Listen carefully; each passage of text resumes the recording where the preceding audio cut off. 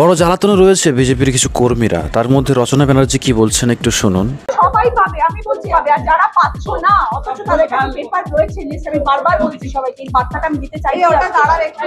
আমি বার্তাটা সবাইকে দিতে চাইছি আজকে, যাদের পেপার এসে গেছে যে তারা পাবে এনলিস্টেড, তারা কিন্তু যদি না পেয়ে থাকেন সবর করুন, পাবেন, কারণ দেওয়া শুরু হয়েছে।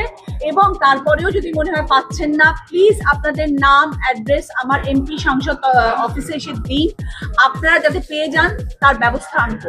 আমার জ্বালাটা একটাই, আপনি টিএমসি ছেড়ে হঠাৎ করে বিজেপিতে চলে গেলেন কেন? ভয় দেখিয়েছে, হ্যাঁ, ইডি সিবিআই যেভাবে শুভেন্দুবাবুকে ভয় দেখিয়েছিল, হঠাৎ করে তৃণমূল থেকে বিজেপিতে চলে গেল, ঠিক সেই রকমই, বুঝতে পেরেছেন তো? তার মানে এনাদের ভেতরে ভেতরে অনেক টাকা রয়েছে, অনেক মানুষের মেরে খেয়েছে, চুরি করেছে, আর ধরা পড়ে যাবে যদি ইডি সিবিআই লাগিয়ে দেয়, সেই ভয়ে আমরা দল বদলে নিয়েছি।